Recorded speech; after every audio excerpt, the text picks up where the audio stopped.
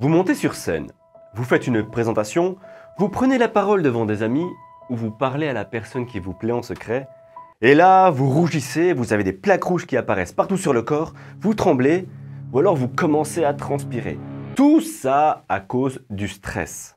Vous vous reconnaissez dans une de ces situations où vous avez au moins une de ces réactions? Alors j'ai une bonne nouvelle pour vous, il y a quelques astuces que vous pourrez appliquer pour vous aider. Avant de vous les présenter, analysons quelques instants pourquoi vous, ainsi que beaucoup d'autres personnes, avez ces problèmes de plaques rouges, de rougissement ou de transpiration. Il s'agit en fait de signaux physiologiques qui sont à peu près incontrôlables.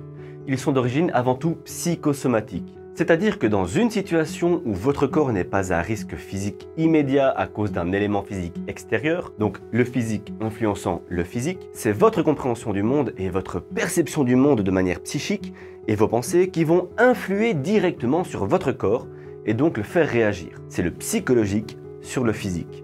Là, je vous vois penser et vous en vouloir à vous-même de réagir comme ça, mais je vous arrête tout de suite. Ces signaux sont tout à fait naturels et font même référence à notre instinct primaire animal qui est encore présent en nous.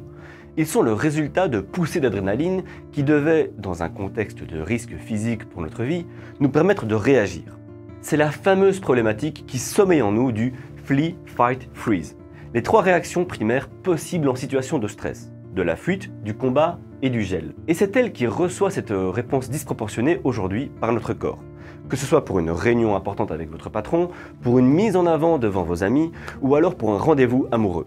Vous êtes touché par ces réactions physiologiques? Eh bien voici quelque chose qui va vous rassurer.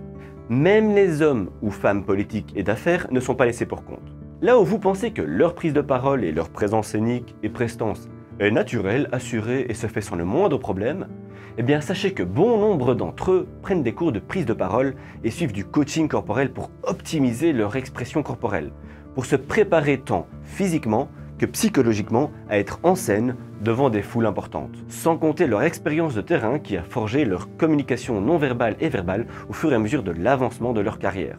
Et il est très important pour eux de savoir utiliser leur communication non verbale lors d'échanges en tête-à-tête, mais médiatisés avec d'autres dirigeants. Cela afin de marquer une relation d'égal à égal ou alors de domination. Et s'ils peuvent avoir cette aisance, sachez que vous aussi, vous pouvez l'avoir. Maintenant que nous savons d'où viennent ces signaux physiologiques, voyons ce que nous pouvons faire pour les traiter et faire en sorte que vous ne vous laissiez plus déborder par votre communication non verbale. Il faut traiter le mal à la racine.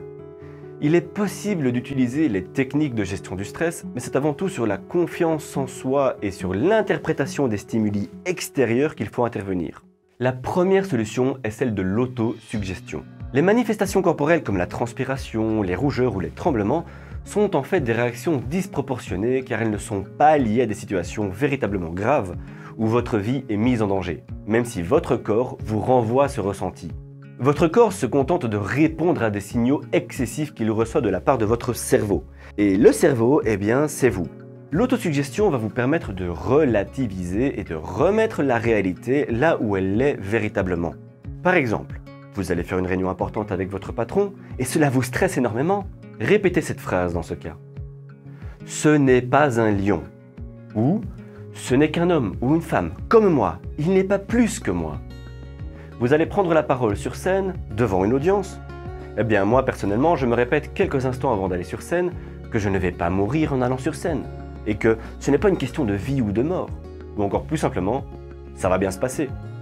J'ai déjà été sur scène auparavant et ça s'est bien passé. Donc je sais que ça va aussi bien se passer cette fois-ci.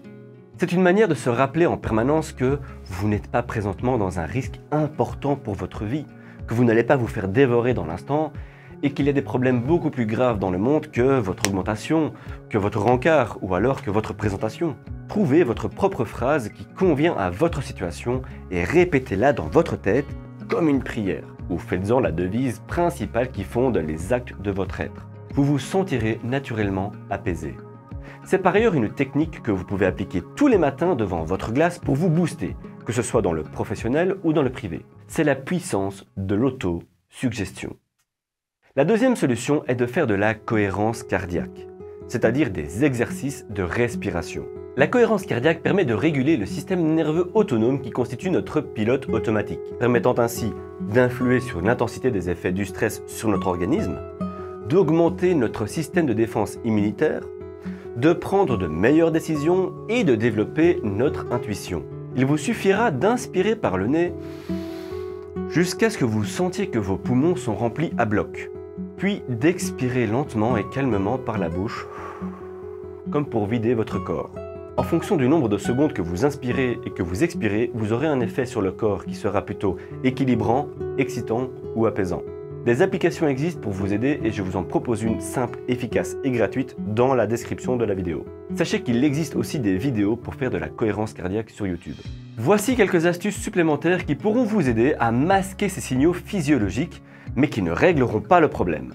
Si vous transpirez des mains, une solution serait de toujours avoir des lingettes sur vous à votre disposition dans votre veston, votre sac ou votre sac à main afin de vous rafraîchir les mains avant d'aller à votre réunion ou à votre rendez-vous. Je vous propose un type de lingette dans la description. Si vous transpirez du visage, il existe des lotions qui permettront de supprimer l'effet brillant généré par la transpiration. Ces lotions permettront de donner un aspect mat et cette solution s'adresse tant aux hommes qu'aux femmes. Pour vous aider, je vous propose une de ces lotions dans la description de la vidéo. Quel que soit votre choix, évitez catégoriquement de rafraîchir vos mains ou votre visage en y appliquant de l'eau froide. Votre corps va réagir à cette soudaine exposition au froid en produisant un excès de chaleur, donc l'effet ne sera que très provisoire et très peu bénéfique. Si vous rougissez ou si vous avez des plaques rouges sur le cou, il reste la solution des cosmétiques et des maquillages qui pourront masquer ces réactions. Pour les femmes, il est possible d'utiliser des crèmes hydratantes de couleur argile ou des fonds de teint qui comporteraient quelques pigments verts. Je vous mets également quelques suggestions en description. Et finalement, pour éviter les fameuses auréoles de transpiration sous les bras, vous pouvez utiliser des déodorants antitranspirants.